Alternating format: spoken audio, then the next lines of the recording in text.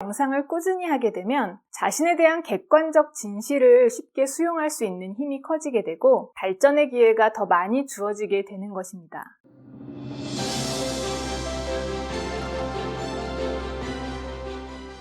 안녕하세요. 닥터양의 뇌이야기에 오신 것을 환영합니다. 이번 시간에는 나 자신을 잘 알게 되는 명상에 대해 알아보겠습니다. 여러분은 명상을 생활에서 잘 활용하고 계십니까? 명상을 생활에서 활용하게 되면 나타나는 변화들이 있습니다. 저도 명상을 스스로의 생활에서 활용하려고 노력하고 있는데요. 명상을 하다 보면 자기 자신에 대해서 더욱 잘 알게 된다는 특징이 있습니다. 예전에는 아무런 생각 없이 그냥 했던 습관적인 생각이나 말이나 행동이 명상을 자주 하다 보면 그러한 자신에 대해 관찰자의 입장에 서서 자신을 객관적으로 보게 된다는 것입니다. 그리고 자신의 습관적인 생각을 바라보면서 그 이면에 있는 자신도 몰랐던 숨은 생각이 있었는지 관찰하게 되면서 자신을 더욱 잘 이해하게 됩니다. 우리 뇌의 가장 겉부분은 주름이 많이 잡혀 있는데 이 부분을 대뇌피질이라고 합니다. 그리고 좀 더 깊은 곳에 변형계라고 하는 곳이 있고 더 깊은 곳에 뇌관이라고 부르는 곳이 있습니다. 우리가 의식적으로 생각하거나 논리를 펼치거나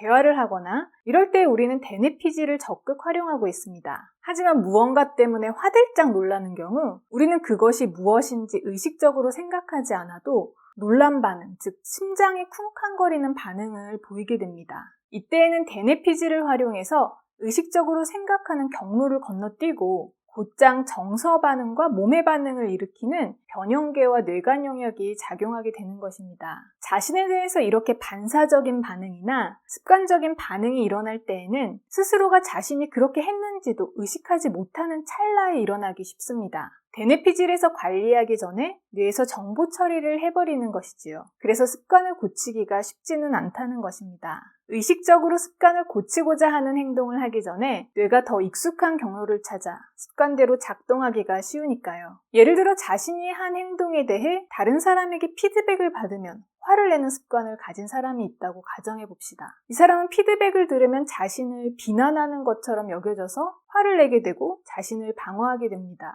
정작 피드백을 주는 사람은 무언가 그 사람에게 도움을 주기 위해 피드백을 주는 상황에서도요. 자기를 존중하는 마음이 높지 않기 때문에 피드백을 받으면 자신을 부정당했다고 오해할 수 있는 것입니다. 그런데 명상을 하면서 일어나는 변화는 주변 상황과 상관없이 자기 자신을 소중하게 존중하는 마음이 높아지고 자신에 대해 보다 객관적으로 관찰할 수 있는 힘이 커지게 됩니다. 그렇기 때문에 명상을 꾸준히 하게 되면 다른 사람에게 피드백을 받았을 때 예전에는 자연스럽게 화가 났었지만 이제는 차분한 상태에서도 그 피드백을 수용할 수 있게 되고 그럼으로써 자신이 고쳐야 할 점을 수정함으로써 자신의 능력을 더 발전시킬 수 있게 됩니다. 대인관계도 좋아지고 자신의 능력도 더욱 성장하게 되는 것입니다. 자신에 대한 객관적 진실을 쉽게 수용할 수 있는 힘이 커지게 되고 발전의 기회가 더 많이 주어지게 되는 것입니다. 위에서 이야기한 명상을 하면서 일어나는 변화, 첫 번째 자존감의 향상, 두 번째 자신을 관찰하는 능력, 즉 메타인지, 이 두 가지에 대해 어떤 연구 결과가 있는지 한번 같이 보겠습니다. 실제로 명상이 자기를 존중하는 마음, 즉 자존감을 향상시키는지에 대한 많은 연구가 수행되어 왔습니다. 특성 마음챙김 또는 성향적 마음챙김이라고 하는 것은 개방적이고 비판단적인 태도로 현재 순간의 경험에 관심을 기울이고 유지하는 타고난 능력을 이야기합니다. 영국 맨체스터 대학에서 수행한 연구에서 이러한 성향적 마음챙김의 능력과 자존감의 연관성을 조사한 총 15개의 연구를 체계적으로 분석한 결과 성향적 마음챙김의 능력이 높을수록 자존감이 더 높게 나타났습니다. 즉 개방적이고 비판단적인 태도로 현재 순간의 경험에 관심을 기울이고 유지하는 능력이 높은 사람일수록 자신을 존중하는 마음이 더 높다는 것입니다. 그리고 총 17개의 연구를 체계적으로 분석한 결과 명상훈련을 한 사람들에게서 자존감이 향상된다는 것이 발견되었습니다. 이러한 것은 연구 결과가 아니더라도 명상을 하시다 보면 자연스럽게 자신을 소중하게 여기고 자신을 존중하는 마음이 커지는 것 같습니다.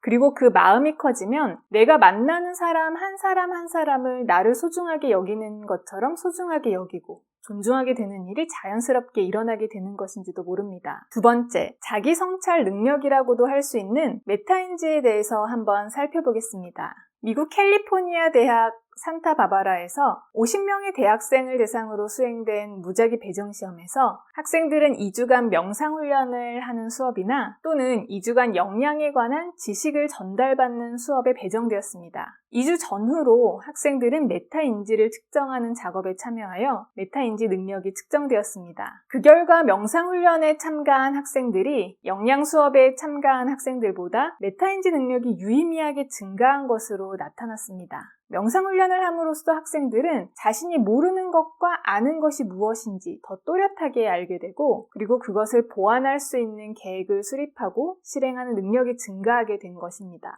이러한 능력이 증가하면 보다 객관적으로 자신을 바라볼 수 있기 때문에 타인으로부터 피드백을 들어도 그것을 감정적으로 받아들이는 것이 아니라 피드백으로서 수용할 수 있는 마음의 힘도 커지게 되는 것입니다. 오늘은 명상을 하면서 생기는 변화, 바로 나 자신에 대해 더욱 잘 알게 된다는 점에 대해 이야기 나누어 보았습니다. 여러 가지 경로에 의해 이러한 변화가 생기지만 오늘은 명상을 하게 되면서 첫 번째 자존감이 향상되고 두 번째 메타인지 능력이 향상되면서 스스로에 대해 더 잘 알게 된다는 점을 살펴보았습니다. 일지TV에 매일 올라오는 명상 컨텐츠를 잘 활용하셔서 자존감 업, 메타인지 업 하는 하루하루 만들어 가시길 바랍니다. 오늘 닥터양의 뇌 이야기는 이것으로 마치도록 하겠습니다. 다음 시간에 뵙겠습니다. 감사합니다.